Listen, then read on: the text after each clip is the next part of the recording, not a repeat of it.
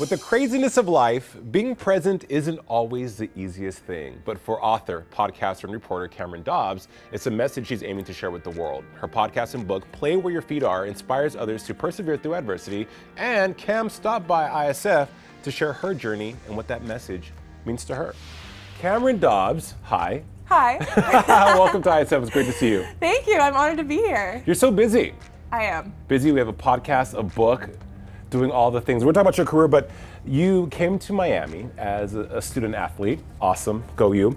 But you had to retire from that due to multiple concussions. More than 3. Yes. What was that like for you? Honestly, the worst time of my life. My third concussion was the one that ended my entire career, and the months preceding or after following it were 4 months of just awfulness. I went through hesitations in brain skill, functioning, headaches, nausea, anything and everything of a concussion symptom. 4 months straight, 0% improvement. It was the worst time of my life, and I practically felt like a vegetable. Well, that's the physical, but what about emotionally?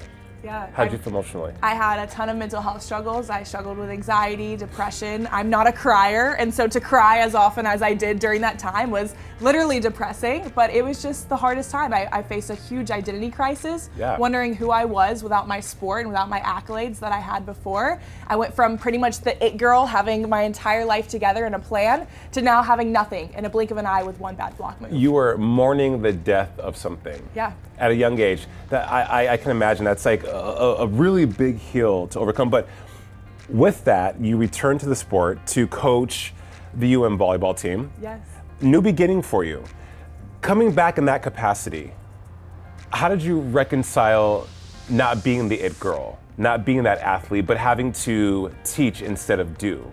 It wasn't easy by any means. I think there's also an interesting dynamic when you're now coaching your teammates, but it's so fun, and it gave me a whole new perspective of now coaching what I had been taught all these years. I had played 3 different positions with the Canes, now 4 counting coach, and so to be able to be on the inside of what I had learned for years on years was a really special moment. And though I couldn't be on the court playing, I was just happy to be in the gym once again with my teammates. Essentially blooming where you're planted, right? Yes.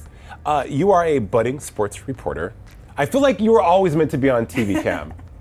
It comes natural to me, what can I say? Well, how fun is it, 1? And 2, who inspired you on TV growing up?